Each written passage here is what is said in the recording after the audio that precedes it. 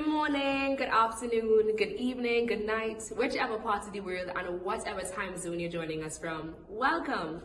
Welcome to the 2023 edition of the Black Consciousness Festival, where we're focusing on healing and reconnection for a second year. The Black Consciousness Festival is a global platform that connects people of African descent with each other by sharing and encouraging exchange through information, traditions, histories, intentions, traumas, celebrations, legacies, stories connecting to pride, power, and practice. Our inaugural year was in 2020, where we created a month of conversations and activities around topics of Black consciousness. In 2021, we had a few events: a youth festival, a weekend of conversations and reparations, and in November, conversations on shift, as we explored the many ways in which we as people of African descent shared and rebirthed elements of ourselves. In 2022, we focused on healing and reconnection for the first time, and we've decided to continue that theme this year because it's so important for our soul. The recordings of all of these conversations are available on our website, theblackconsciousnessfestival.com, and our YouTube channel. As you listen to the conversations, we encourage you to be kind to yourself. Pause, breathe consciously, move, and appreciate all that you are. Thank you for joining us. Hello, good morning, and welcome to the Black Consciousness Festival 2023. My name is Sean Samad of the festival, and it is my distinct pleasure to welcome our guest today to this conversation on healing and reconnection through apology, why reparations. This conversation is brought to you in collaboration with the Repair Campaign. The Repair Campaign is a social movement for reparatory justice in the Caribbean, guided by the CARICOM Reparations Commission. Genocide, chattel enslavement, and colonialism inflicted deep and enduring damage on the people of the Caribbean, while providing significant financial benefits to the colonizers. The Repair Campaign's goal is to amplify Caribbean voices calling for reparations and produce evidence-based socioeconomic reparatory justice plans.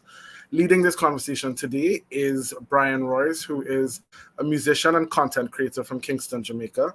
As a representative of the Repair Campaign, his goal is to amplify the voices of those calling for reparatory justice in the Caribbean by using social media to raise awareness about these issues, particularly amongst young people.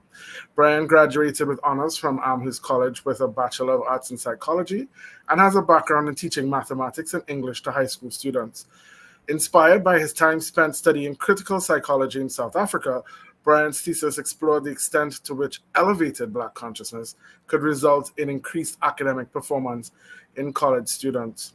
Having become acutely aware of how chattel enslavement and colonialism have inflicted ongoing harm on Caribbean society, he believes healing is necessary on both a psychological and societal level to develop a robust sense of self and meaningfully advance society. Brian is a proud mixed-race Jamaican embodying the national motto of Jamaica, out of many, one people, and believes it is important to make the conversation about Caribbean reparatory justice accessible to people of all ethnic backgrounds. And joining Brian, and definitely an amazing contributor to the conversation, is Crystal Crawford.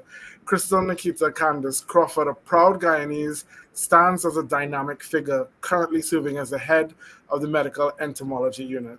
His zest for life and curiosity about the world fueled her passion for travel, where she revels in the beauty of diverse cultures and the warmth of meeting new people. Embracing an empowering mantra grounded in her identity, she emphasizes the significance of Black culture in shaping her worldview. In 2019, she was introduced to the reparations movement, becoming a vocal advocate. Currently holding the titles of Youth Poet Laureate and Youth Activist for the Guyana Reparations Committee, she also hosts Ikemba, a platform for the youth, the reparations movement. Beyond her academic and cultural pursuits, Crystal serves as a reserve officer in the Guyana Defense Force, demonstrating her commitment to national service. Crystal's philosophy centers on the belief that everyone is created for greatness and possesses inherent leadership qualities. She actively encourages others to discover their purpose, fostering a community where each individual can realize their full potential. So welcome, Brian and Crystal, to the conversation. Have a good one. Thank you. Thanks, Sean. And happy Black Consciousness Day, Crystal, and everybody watching. Yeah.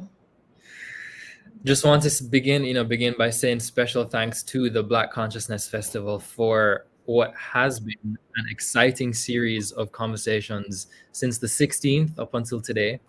Today is the final set of conversations for this year's Black Consciousness Festival, and I am just personally honored to be here. This is an excellent space that Sean and Eric and everyone behind the team has curated year after year, and I'm just excited to see it grow bigger and better. Yeah. It's my privilege to be facilitating this conversation with you, Crystal. You are really the star of today's conversation in your own right. How are you doing?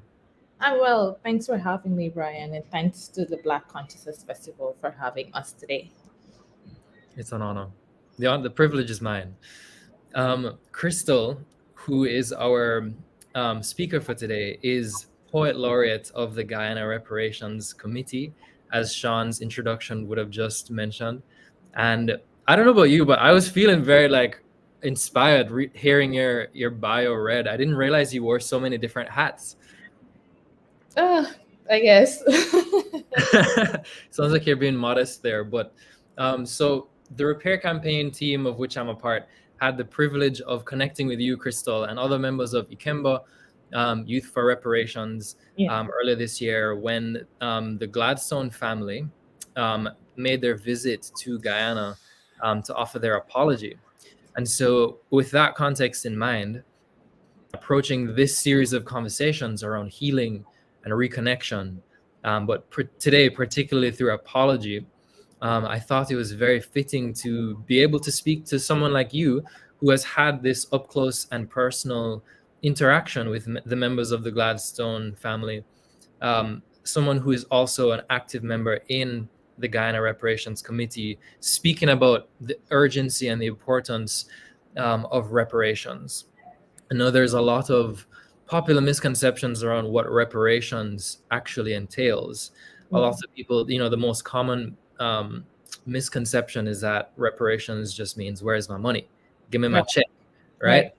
But today I want us to delve a little bit deeper than that surface level misconception, and talk about what reparations actually means, why reparations are even important for Guyana specifically, seeing as though that was the context in which the Gladstone apology was received, but also in a more broad sense as the reparations movement continues to pick up momentum across the Caribbean, across the UK, various places in Africa.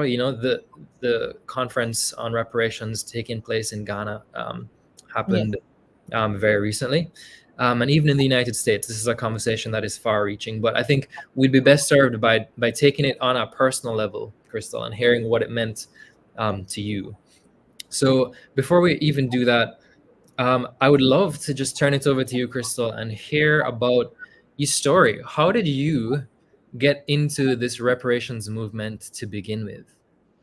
Yes, thank you, Brian. Well, I never heard the term reparation before. And I recall in 2019, I was in the US, trying to live my best life. And I received a call from my grandmother at the time. She's also a member of the Guyana Reparations Committee. And she was like, Crystal, I'd like you to meet Mr. Eric. And I'm like, who's Eric? And she was like, he's the chairman for the Guyana Reparations Committee. I'm like, okay, when I return to Guyana, I'll come. So that Thursday, I went. And I saw Mr. Phillips there, and he was like, hi, how are you, whatever. At that time, they were offering scholarships. I went to see if I could benefit from these scholarships. Yeah. And after that, they had the meeting. So I'm like, I should probably stay to see what the meetings are about. So when I stayed, these people were all so passionate about this reparation. And I'm like, what is reparations? I've never heard the word. I've never been aware of anything, and meetings are held at the African Museum in Guyana. I didn't even know there was an African museum there. So after that day, I'm like, you know what, this is probably something I should be interested in. And week after week, I kept going and kept going. And I'm like, It was interesting for me because my knowledge of of chattel slavery was from Caribbean history. So hearing that a different narrative, I was intrigued. I was like, what the hell? I thought, we were just slaves, whatever. So, and then listening week after week, the only way I could have expressed what I heard was through poetry, and that's how I started writing because this was my only outlet. So one day they were like, "Oh, Crystal, do you write or anything?" At that time, I just started writing quotes. So I showed them my quotes, and they're like, "This is powerful stuff." And I was introduced in onto the program at the time, the adult program, to share my quotes. And after that, I started sharing my poetry. So that's how I got into the reparations movement, just by going and being a part and listening to everyone's story. And I could hear the hurt coming out from every member, everybody talking about what was done to their ancestors. Yeah. I was really touched by that, and that's how I became involved in the reparations movement. So we have your grandma to thank. Is that what you said? Yes, Thank you very. What's her name? Gwyneth. Gwyneth Jones. Yes. Thank you, Miss Gwyneth Jones, for Yes. your introduction of Crystal to this movement. Because just personally speaking, when I met you, Crystal, and I heard you speak, deliver your poem 400 Years, first of all, on Guyana Reparations Committee's show Reparations Now, I was Yeah. floored. The emotion with which you delivered that was powerful. And even hearing you speak about your own approach to reparations, having known nothing, and now Yeah. being such a vocal advocate for reparations, I think is inspiring and is a testament to the power of education and knowledge in activating young Right. people to care about this issue and Right. become vocal themselves. Right. So, in that context, I still feel like I'm talking to a superstar right now, Oh, poet laureate, But I would love to just talk about, what that was like, having now been a part of the world of reparations for some time, and then hearing that the Gladstone members of the Gladstone family were coming to apologize. How did they approach you in being a part of that? And could you tell us some more about what your role in that whole occasion was? sure. So, as a member of the Guyana Reparations Committee television program called Reparations Now, and the host for Ikemba, Youth for Reparations, we were part of the media team basically. So that day, the Gladstones went to University of Guyana first, and they did the apology there. And of course, they were greeted with mixed greetings. There were some Protestants there. There were some people that were receptive. But for me, it was a full circle moment because at first, this girl knew nothing about reparations, reparatory justice. So I didn't go to university. I was at the studios awaiting their arrival. So when they came, it was, they came and they spoke. I'm like, oh, hi. But for me, it was a really touching moment because, like I said, I knew nothing. And then to be at the center of it all. Like when I was on the program performing my poetry, it was quite intimidating because the studios were filled. There was Laura Trevelyan to my left, there was Mr. Gladstone to my right. I had to present my poem. The studios were filled. There were all these cameras there. I mean, I'm the host for how many years, but it was so I was still nervous, Yeah. because like at that moment I realized it wasn't just me. I'm not just representing Crystal, but I'm representing the Guyana Reparations Committee. I'm representing all the youths. I'm representing my ancestors. So it was really, I felt the pressure there. Like I'm getting emotional because I was emotional in the studios, right? They were the Gladstone family. They were people from the your organization there. So when I started to recite my poem, I was fighting back tears in the studio, like, okay, don't cry now. And I recall one of the lines in my poem said, blue eyes, white skin. Master said there's beauty within, but guess what? Black, brown, gold, royalty, reparations we are owed. And I'm like, yo, you just said that? And these people are, and Laura was looking at me, Mr. Gladstone, and I'm like, Crystal, oh my God. So for me, like that night, I couldn't sleep because I felt immense pressure. It was like I said, a full circle moment. Like I couldn't fathom what happened there because like reparations, your ancestors went through all of this, and then these people are coming to say that they're sorry. That's the first step of acknowledging what happened, and me not knowing anything and being a part of that, it was quite a roller coaster of emotions for me. Like, no. Sorry. I can feel the emotions coming through in your voice even now. And I would highly recommend anyone watching to also go and check out that video, which is online. I know the Repair Campaign recently posted it on their Instagram page, but I'm sure it's also on Ikemba's YouTube. I guess the emotion that is coming through even now is palpable in the way you recited that poem. And to give some context to this whole conversation about why reparations, why apology, I would love if we could just show a clip of the actual Gladstone apology on the day, just to set the scene for... Signed, descendants of Sir John Gladstone, 1st Baronet of Farsk and Balfour, and we wish to offer our sincerest apologies for his actions in holding your ancestors in slavery in Demerara, now Guyana. We are deeply honoured to be in Guyana at the invitation of the Guyana Reparations Committee and the International Centre for the Study of Migration and Diaspora at the University of Guyana. It's a particular honour to be here at the launch of this new and important department whose work we're keen to support. We thank both of these organisations profoundly for welcoming us to Guyana and for supporting our attempt to create a better future. Slavery was a crime against humanity, and its damaging impact continues to be felt across the world today. It is with deep shame and regret that we acknowledge our ancestors' involvement in this crime, and with heartfelt sincerity that we apologise to the descendants of the enslaved in Guyana. In so doing, we acknowledge slavery's continuing impact on the daily lives of many. We understand that we cannot change history, but we believe that we can have an impact on the world in which we live. And in apologising for the actions of our ancestors, we hope to work towards a better future. We support CARICOM's 10-point justice plan, and we urge the British government to enter into meaningful discussions with CARICOM so that both parties can move towards a better future together. We also urge other descendants of those who benefited from slavery to open conversations about their ancestors' crimes and what they might be able to do to build a better future. We've been helping to fund some of the work for the Centre for the Study of the Legacies of British Slavery at the University College of London for the past 2 years, and are committed to this for 5 years. We're funding other British cultural projects that seek to highlight the horrors faced by enslaved people and to educate British people about these crimes against humanity. As a wider family, we will be creating a financial fund to assist various projects in Guyana, and we'll be discussing the use of these funds with our hosts. Our aim is to create meaningful and long-term relationships between our family and the people of Guyana. In writing this heartfelt apology, we also acknowledge Sir John Gladstone's role in bringing indentured labourers to Guyana, and we apologise for the clear and manifold injustice of this. Yours most sincerely, Charles Gladstone, Caroline Gladstone, Robert Gladstone, Felix Gladstone, Xanthi Gladstone, and William Merrison. Thank you. That was sort of surreal to relive over again. Yeah.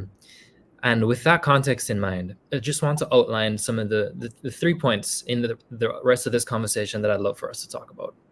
Firstly, the meaning of an apology. Secondly, what does healing and reconnection look like in the context of this apology? And lastly, just to end by talking about the future of the reparations movement in general. So with those 3 bullet points in mind, let's get into it. I would love to hear your perspective on that. I have so many questions, right? As Mr. Gladstone is speaking, you can hear him mention words like, deep sorrow and regret, which we often hear in the conversation around when people skirt around actually saying sorry. But in this case, he was here to actually offer a formal apology, which did come. You also hear words like sincere, heartfelt, ongoing or long-term meaningful relationships with the people of Guyana are some of the key words that stand out to me. And I just want to start by hearing from you what this was like to hear in person. Yeah, I mean, like I mentioned, it was powerful.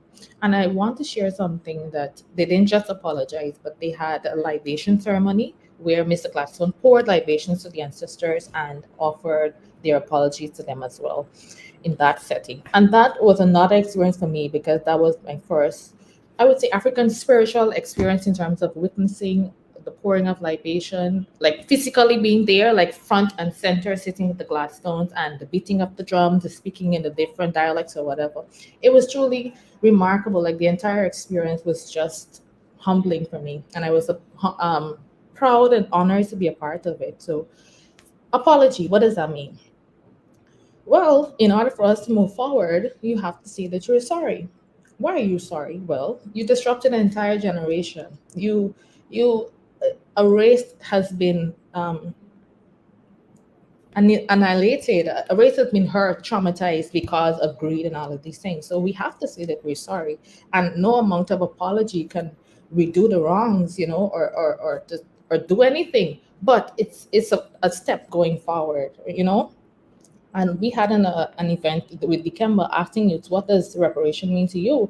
And everyone was like, oh, money and money. Yes, money, but it's more than that. It's healing, it's reconnection, it's spirituality, it's culture, it's so many things that comes with an apology. And that's just the first step, and not just saying you're sorry, but being repetitive and showing the action after it. Yeah. It's true and formal apology for me. Yes. It sounds like you're saying that this was a welcome apology from the Gladstone family then. Yes, it was mixed. I mean, there were people there that was not, there for it, but it was mixed. Of course, you're dealing with people. Everyone would not be receptive, but Yeah. it was given. Can you help us tease apart some of the nuances between the good and the bad, the positive and the negative responses? Sure. Well, persons were like, oh, it's just a humble brag.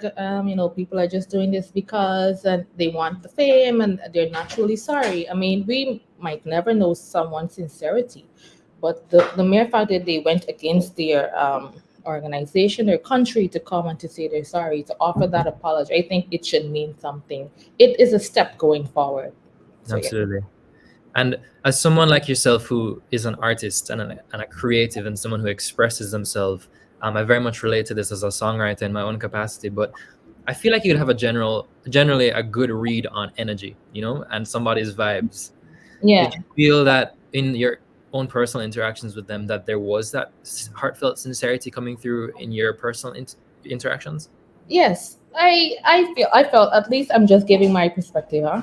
We went out with them. We had lunch. We and I spoke one of the Gladstones family I spoke with, and he touched me because we went to church the Sunday, and he was speaking. He was like, they're happy that they got this out of the way, quote unquote, out of the way, because coming, they did not know what to expect. I mean, it's basically you're risking your life coming to say you're sorry to people that you hurt, or not you necessarily, but your family. You hurt these people, and they didn't know. He said, you know what, I didn't know what to expect, but we were greeted with so much love.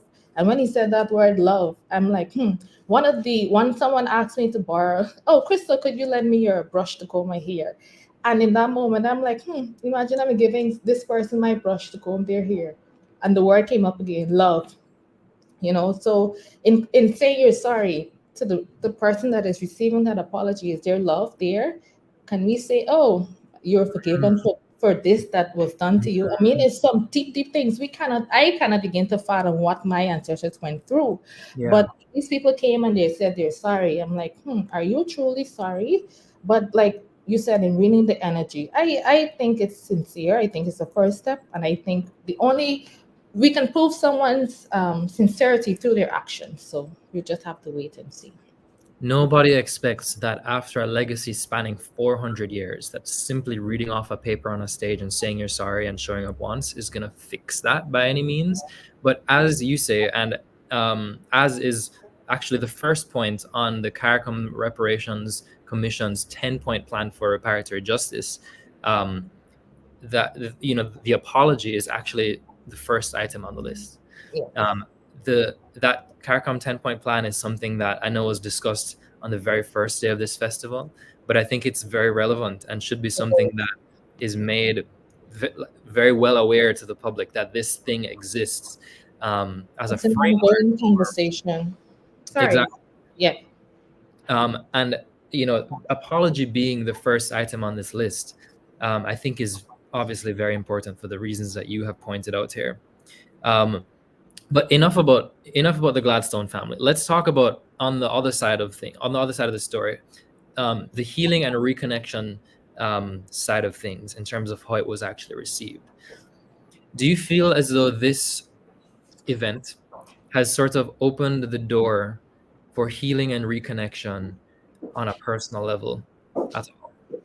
It certainly has. I mean, like my interest has skyrocketed. Like, like I was just going to the meetings or writing my little poetry, minding my own business. But I was thrown into this, I would say. And after that, I became more passionate about it.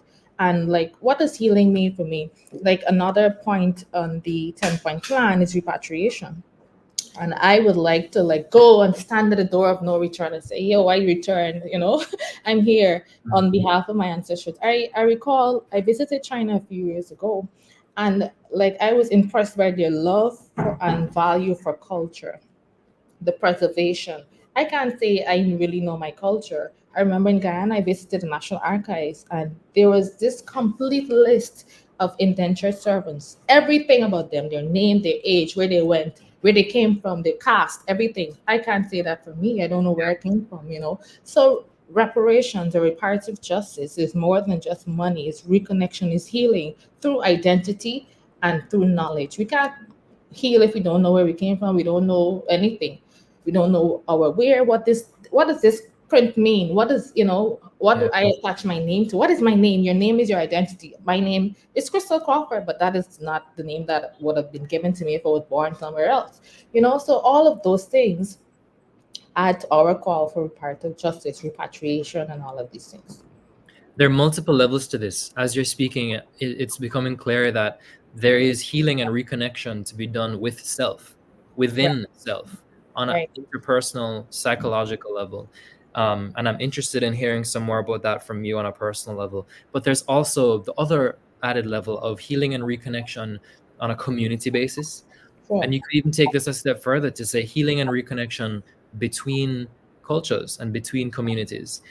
Is there something there that should be reconnected between Caribbean countries and these former colonial powers? Is that relationship worth exploring? That's a question that we can address later on in this conversation. But certainly, as you hear Mr. Gladstone speak to his desire for an ongoing, meaningful relationship with the people of Guyana, is that something the people of Guyana even want? Is there that level of, do we want that kind of healing and reconnection, or do we first need to start on a personal level and see first how we can address that necessary component of healing first? What are your thoughts on that? So you asked many questions. Let me just try to dissect. Sorry. No, that's fine.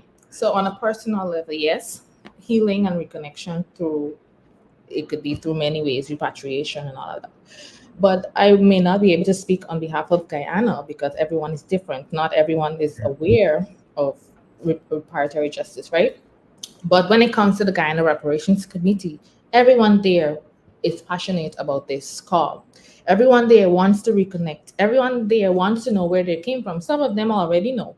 And they're so passionate. Like there's one member, she wants to go to Ghana so badly. Every meeting, she talks about going to Ghana and reconnecting. And that passion is what drives me every day. Like, going and see these people are so passionate. Another question you asked, I'm trying to remember.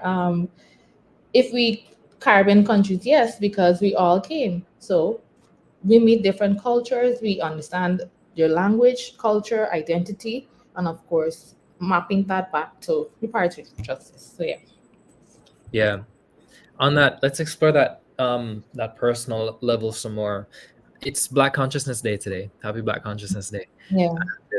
I guess just speaking from my own personal experience, encountering the concept of Black consciousness during my time studying in South Africa, in the midst of heated student protests on campuses. Ways that the legacy of racism is still very much a reality, especially in South Africa, where apartheid happened in my lifetime, or was ended in my lifetime. There's a lot of conversations around what Black consciousness means. This idea of reconnecting with self in a way that is empowering and uplifting, facilitated through the knowledge of one's history and that reconciling of the painful parts of history as well. I don't know if you can speak on a personal level as to whether this whole experience, navigating healing and reconnection through apology, has that contributed at all to any sense of personal healing, personal reflection, on your part? Yeah, and that is conveyed and expressed through my poetry. Like, I recall when I was at university, someone said, "Oh, I don't like black women. I think they're ugly, etc., etc." And I think through my healing and through being a part of the reparations committee and being a member there and just learning more about myself, I wrote a poem. It's called African Queen or African Women or something like that. And in that, I detailed why and it was actually a poem written to myself saying, "Queen, you're black. That means we can't go back to the crap. You know, the world calls a snack, you're up, and that means you don't need makeup, neither to pad up, because Queen, you are more than enough." So for me, that's through my writing, I'm also healing because I had to take all of this in. I'm like, what does it mean to be black? What is not just a color, but through your words, your action, your life, your livelihood. What does that mean to you? And persons may not think you're beautiful or you're capable, but you have to know that you are. So that's so. I think healing for me is an ongoing process. So every time I'm in a space or invited anywhere, I'm always honored because I want to learn so much more. There's so many levels to this thing. It's not just about, oh, give me some money because you hurt my ancestors. We're going through so much hurt and pain because of that event. So, and of course, so much trauma like single parents and all of the things that we're experiencing today because of we haven't been healed or we're not healing. So Yeah, it's a very deep, and we just need to find a way, find a way, find a way. absolutely. Thanks for sharing that. There's an element, reparations in general does have this element of one's own personal psychology and healing on that level. But if we can also extend this conversation one level out to talk about the healing that's required for communities, something that has become very evident to me through my own reading on the ways that the legacies of chattel enslavement and colonialism, and subsequent indentureship, not to mention the indigenous genocide which took place before, all those three acts of the play of colonialism, as Sir Hilary Beckles likes to describe it. Yeah. In my learning and appreciation of this context, it's become apparent that the legacies of chattel enslavement are still very much ongoing in today's society, and they manifest themselves in a myriad of ways, which are country specific. What affects me in Jamaica and communities in Jamaica might be very different to the way that these legacies show up in Guyana, in Trinidad, and in other parts of the CARICOM region and internationally. Where I'm going with this is there is an element of community healing and community reconnection that is also needed. And that's what this topic of reparations seeks to address. It's clear that reparations are an urgent matter and an important matter that speak to this reconnection between countries, between former colonial powers, the ones who perpetrated this historical wrongdoing, and the descendants of those still living in the Caribbean who are dealing with the subsequent effects of this. So Right. I guess one question which we've scratched the surface of already is, how does an apology help to bring that level of community healing?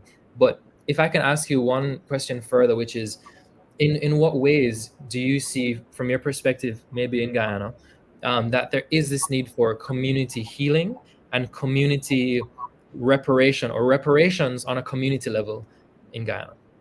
Well, the Guyana Reparations Committee has embarked on like community visits, and there's a television program. There are other activities, and the aspect of like what does it mean? Like if you ask the average person, what does reparation mean to you? Like, oh, that doesn't mean anything. This thing happened so many years ago. Why are we still on it? Why are we blaming people? I think the first step we need to start with is education and bringing this knowledge to people. But how do we package it? How do we sell it? We can't just go and say, you listen to me, you are black, and I think you need to, we have to find a way, because people have been conditioned. Like, we can't just go and bully you to listen to me, but we have to find a way. For example, how do we connect with the youths?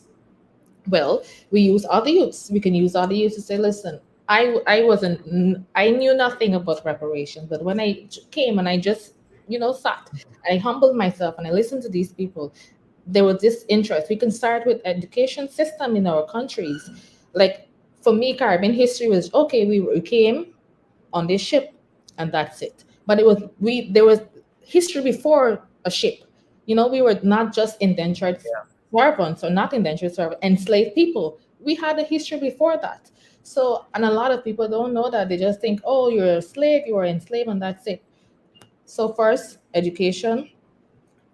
In our education system, we have to educate people on a personal level. Maybe you meet them, you say, hey, what do you know about reparations? You can share it.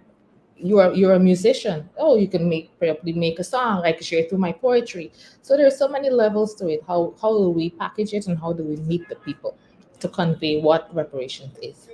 Yeah, I think you touched on art there as a big avenue of conveying information in a way that's accessible and that Yes. people want to listen to. Instead of just speaking strictly in terms of historical facts, if there's ways that we can package that history in a way that is personal and emotional, that reaches people on a visceral level, on an Right. emotional level. I think this is something you do very successfully through your poetry, I must say, Crystal. Thank you. We So I can really want to also encourage you to use keep going. like visual things. Like we can, instead of just making, we can, as local people, we can make dolls. We can make dolls of a darker hue. We can share it to the little girls that don't think they're beautiful. We can share it to them and say, hey, this is something. There's that image that they can look up to. Like I remember when Black Panther just came out, everybody was raving. I remember in Guyana when I went to the cinema, it was hard to get tickets. You had to book Sell days, sell off, everybody was draped in their crowns. I was so proud to see people, engage in this way, so culturally. Yeah, But it's more than putting on a print or putting on a hat, because at the end of the day, take it off, whatever. But what do you take away from it? That's the most important thing. absolutely.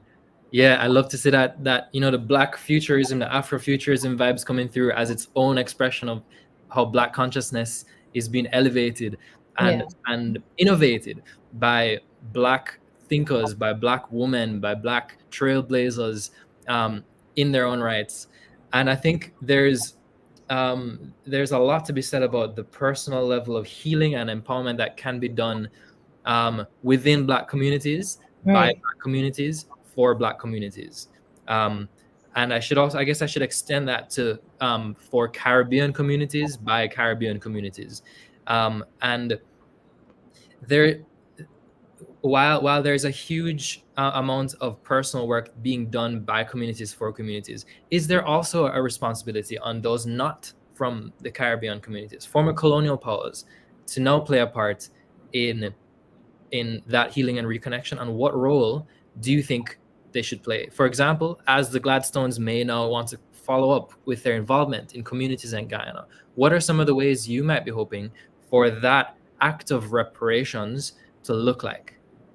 Well, they are responsible. They've always been responsible, but it's the acknowledgement of it. Like some countries have said plainly, we aren't going to apologize. That happened so long ago. Why should I come and apologize for something I did not do? So you have to start there. Like I want to see so many other countries coming out and say, you know what, this was wrong. This is beyond the wrong, and we need to do something to correct. I mean, it would take generations to actually correct it, but we need to start someplace. I mean, we can offer scholarships to people that want to go back to and find where they came from. Scholarships to people like education opportunities, culture exchanges. We can Yeah. visit. You don't have to just go live and uproot yourself and your family, but you can. It can be easier. It can be easier. You can go. You can visit sites. You can reconnect through your culture, your language. What is my language? I mean, people often show that Africa is just poor, but they don't really show the wealth, the integrity, the beauty of Africa. That is Preach not it. always shown. You just see someone with kwashiorkor or someone starving. But Africa is more than that. They're being robbed, they're being raped of their mineral, their wealth, everything. So people going back and to have that experience for themselves, that needs to happen. Yes. Okay. So based on what you're saying, it sounds like you're speaking to funding for various initiatives, including the return to Africa. Repatriation is what it's called in the 10-point plan, even if it's not a permanent moving your whole life there. It's basically just trying to echo what you're saying. Opportunities for funding education, I think, is another huge one that you just pointed out there. Cultural exchanges. Cultural exchange, absolutely. Another one, in my own personal opinion, that is in the CARICOM 10-point plan that has to do with science and technology transfer. Right. That Caribbean countries were infrastructure. They were systematically excluded from the process of industrialization and development. When I heard the quote, someone said, "Not a single nail is to be made in the colonies," somewhere in Britain, just encapsulates this idea that it was a systemic and intentional motion to exclude Caribbean countries from their own development. Yeah. So trading and business, I mean, there's so many things that we could benefit from, and we could also learn and to teach. So it's a two-way thing. Absolutely. Now, I think I just want to ask you: Are you more optimistic or are you more pessimistic, just on a personal level? I am very optimistic. Listen, I am. Give me a mic, give me a thing. Listen, reparations now. Yeah. Yeah. I echo that sentiment. I'm feeling like, as Professor Beckles also says, I quote Professor Beckles so much. Professor Sir Hilary Beckles is talking about how the reparations movement is going to be the greatest political tide of this century, of the 21st century. Fills me with a lot of optimism as well, especially when I meet people like you, Crystal, who are amped up about this, who are in the space and using art and education in a way to bring this information in such a relatable way to people. I'm encouraged for the future. Yeah. And sorry, you go ahead. Sure. And like for the past few months, we've been hearing reparations. Everything you turn on, every media outlet, there has been this call for reparations. So you have to be optimistic. You have to be true. You have to be faithful. You have to be pushing and saying, this it is happening. It is here, and we need to capitalize on it. We need to encourage people. We need to share as much as we can. We need to empower especially our youth, because they are the future for tomorrow. Absolutely. When you hear people maybe on the other side of the pond talk about reparations, you'll hear a tone of skepticism in their voice. That's never going to happen. Like, which taxpayer is going to pay reparations?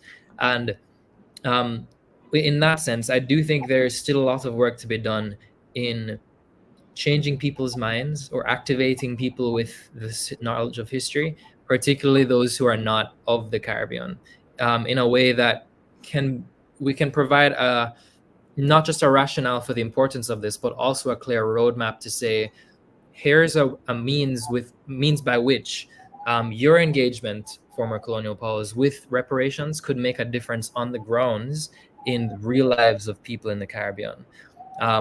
The Repair Campaign, which is the organization that is now working to amplify voices in the Caribbean, advocating for reparations, and raising awareness and education and all of those amazing things, is also working with Caribbean researchers and Caribbean consultants to identify scope and cost areas that reparations could make a difference in the communities in Guyana, in Suriname, Trinidad and Tobago, across the CARICOM region, such that if we're able to identify, okay, well, in Guyana, we've heard there's a need for education. Perhaps these socioeconomic reparatory justice plans, as they're being called, can provide a roadmap for former colonial powers to say, well, here are some areas that have been identified, scoped, and costed that could make a difference, approved by the various reparations commissions. Here's a roadmap that we could actually make an impact on a community level. That's one of the goals of the Repair Campaign in itself. Do you see that sort of community level approach having some meaning, or potentially having some meaningful impact when it relates to engaging with former colonial powers to say, here are ways that you can make a meaningful impact? What would that look like for you in an ideal future? Of course. And first, let me just say big ups to the Repair Campaign. I mean, you guys have been working. you've been collaborating, you've been engaging people, and that's that's the start. It's a community engagement. We go out into the community, we meet the people on the ground, we ask what would you like to see? What are the problems that you are experiencing? Because we would never know.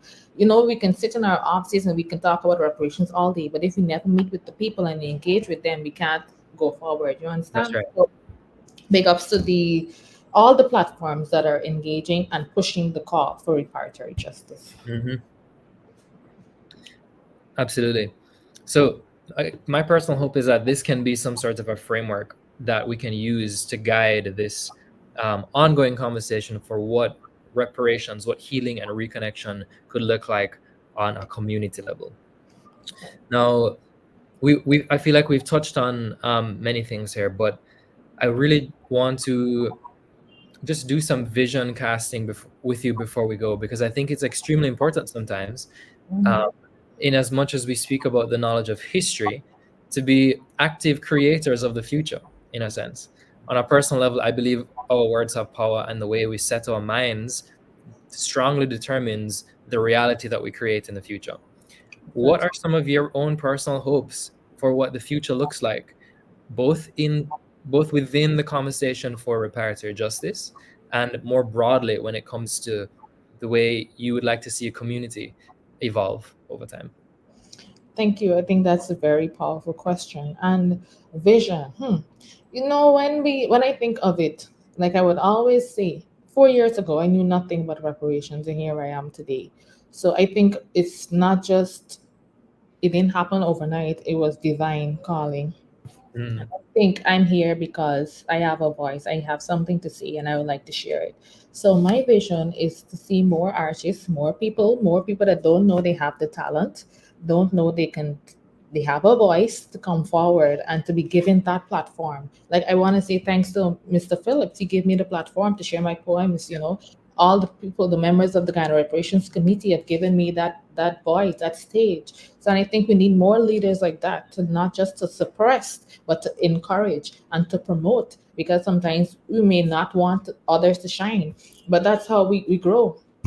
We give everyone an opportunity. So that's one of my visions, to see more people coming forward and not just talking about money. Well, yes, it is important, but inner healing, not just on a personal level, at a community level, a national level, a regional level.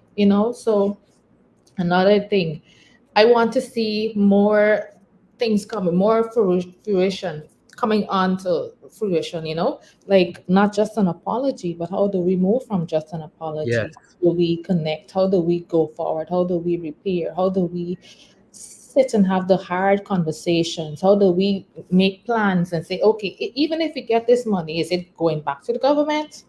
How will the people, how will the small man, as we in Guyanese term say, how the small man can benefit from it? Not just, oh, you can give me $1 million today and tomorrow it can be finished, but what is a meaningful impact with that?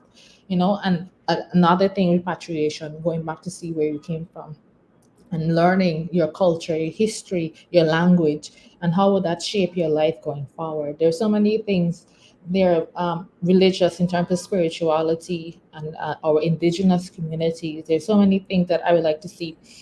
In terms of the Guyana Reparations Committee, I know Mr. Phillips is working really hard on working on a plan that if we should ever receive these reparations, how do we use it in a meaningful way to benefit the community? So there are things in the pipeline that I'm very optimistic about, and I'm very honored, like I said, to be a part of it. And I know that in time, everything will happen. In time, Everything will happen.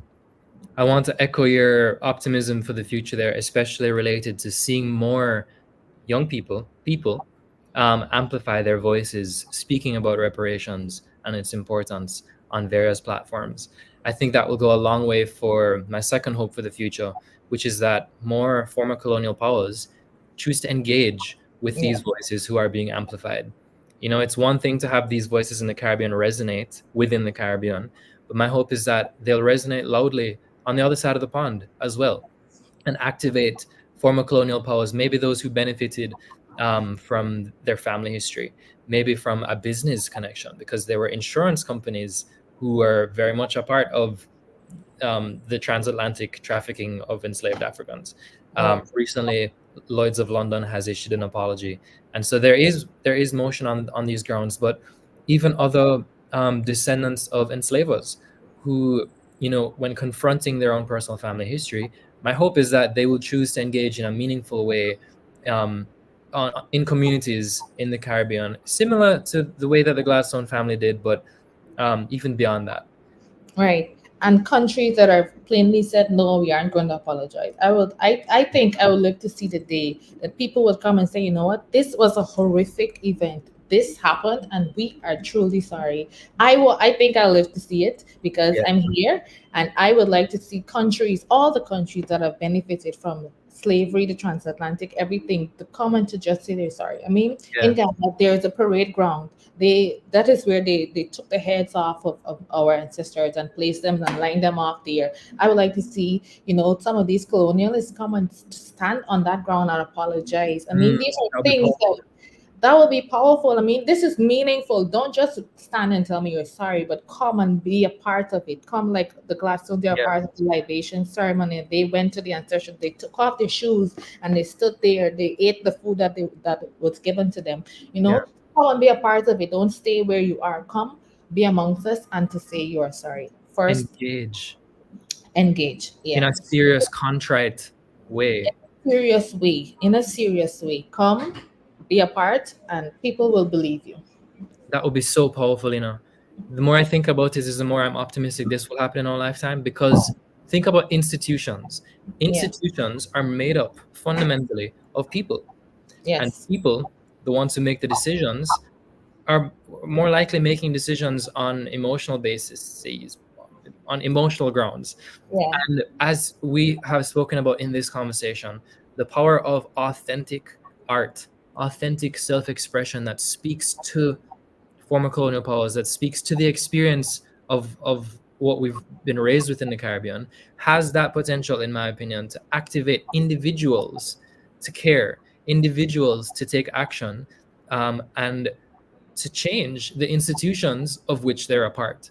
Right. So my hope for the future is that you will continue making art, that I will continue speaking, that other people in the Caribbean will come forward and speak to former colonial powers in a way that activates individuals to want to change the institutions.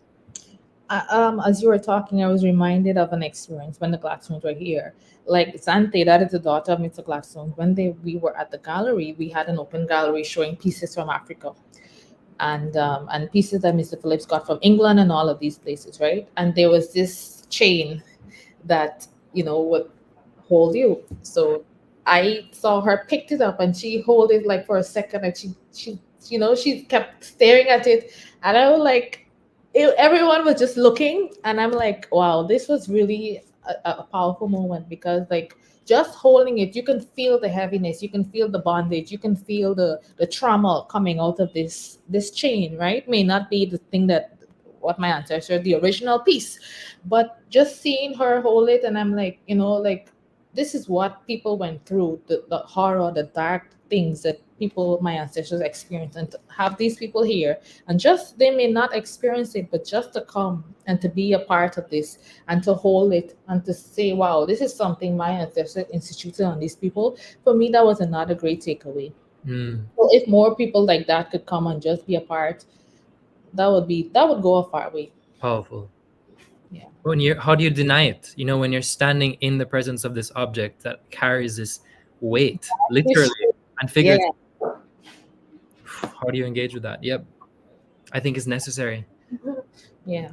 There were so many like takeaways from it, and I hope that it's not just a momentous occasion. Oh, now we talk about it and next year we forget about it. But I hope that it continues and it's an ongoing conversation and fruits. It bears fruit. Not just something buzzworthy in the news cycle for 1 week and then we forget that it ever happened. Yes. Absolutely. Yeah.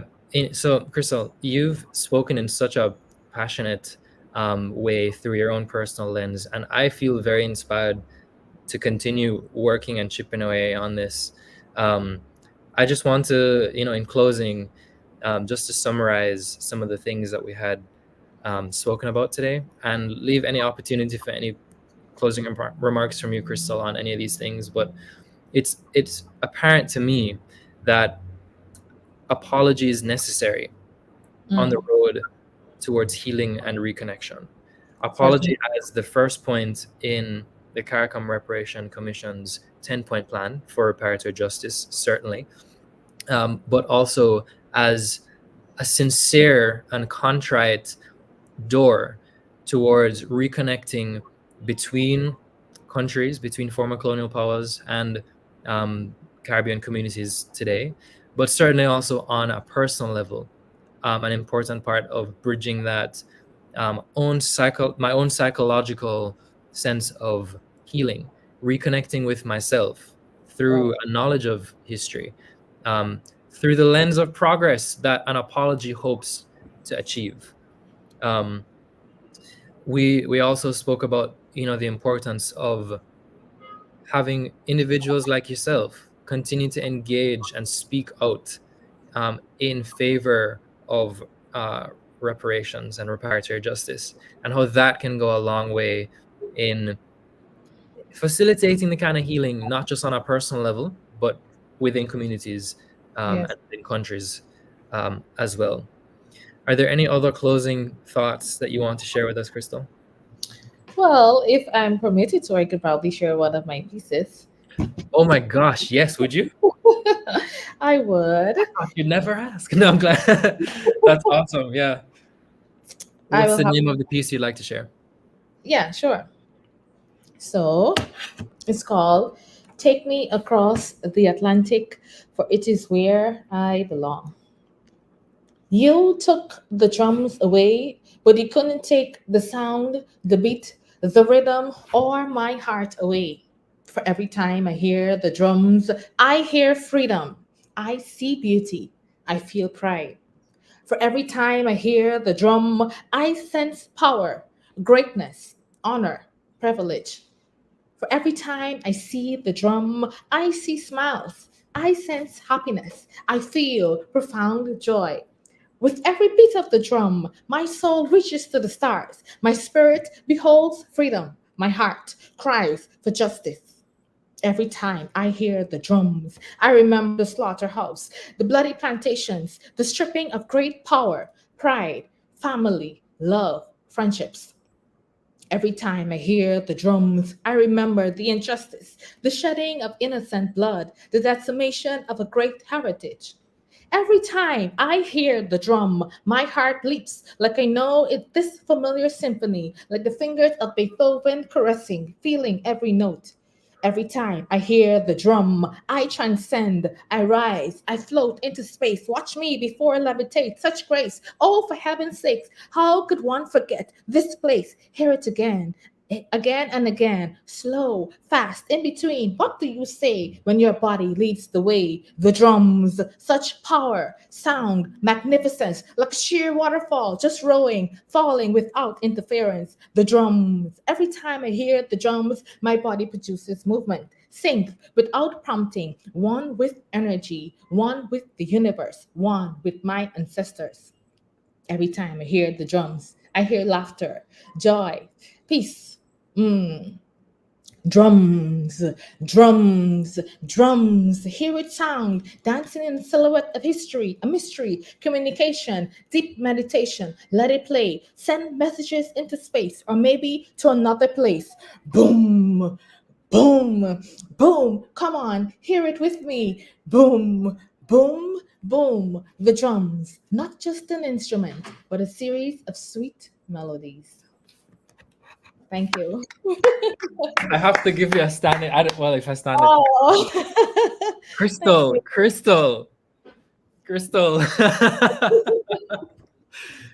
That was incredible. Thank you. Incredible. I'm not going to launch into my literary analysis of your use of onomatopoeia and imagery and what I could go on all day. Maybe we should have another conversation about this. But I just want to say thank you for existing. Like, thank you for putting that into the world, Thank you. It's powerful. It resonates much like a drum. And I think it even though you might have written that poem for yourself and your own sense of healing, I am absolutely confident that that will go a long way in facilitating somebody else's healing. whether it's on their own individual psychological level, maybe within their community. And I could even see this piece, opening one of those ceremonies that you even described earlier. Like, let's say, someone is another form of colonial power wants to apologize, like this kind of setting, this kind of emotion that you just captured. Powerful. Thank you. Thank you so much for sharing that. Thank you for the opportunity to share. It's always a privilege and an honor. The honor is mine. So that being said, I would love to once again just thank the Black Consciousness Festival for allowing us to be here and share this conversation on their excellent platform. I know we have the honor of being amongst the last conversations today on Black Consciousness Day. So happy Black Consciousness Day to everybody who is listening now or who has recently tuned in. I just want to send blessings and respect and big up to the organizers of the festival. And I'm just ready for it to come back bigger and better next year. Yeah. Excellent.